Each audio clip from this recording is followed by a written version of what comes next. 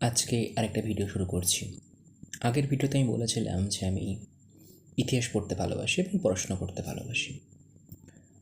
কিছু কথা আজকে বলতে চাই।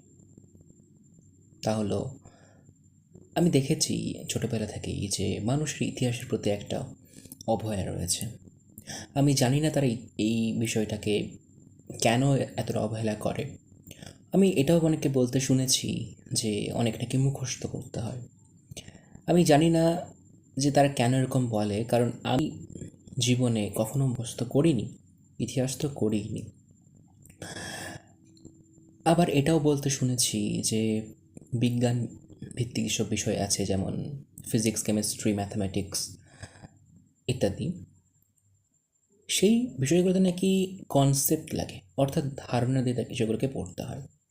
আচ্ছা, আমি একটা জিনিস আজ পর্যন্ত বুঝতে পারিনি যে আমরা দৈনন্দিন যে কাজকর্ম করি সেখানে কি ধারণার কোনো দরকার হয় না? অবশ্যই দরকার হয়। যদি আমরা দর্শন পড়ি, আমরা কিন্তু এই বেসিক জিনিসটা বুঝতে পারবো। এই বেসিক সেন্স কিন্তু আমাদের প্রত্যেকেরই আছে। তাই যে বিষয়ই হোক না কেন, ইতিহাস হোক, বিজ্ঞান হোক কিংবা দর্শন, প্রত্যেক বিষয় ধারণা বা কনসেপ্ট নিয়ে পড়া উচিত। এবং এই ধারণা, এই ধারণা চেঞ্জ করা উচিত যে মুখস্থ করলে কোনো কিছু হয়ে যায়। আজকে এইটুকুই। দেখা হচ্ছে পরের ভিডিওতে। ধন্যবাদ।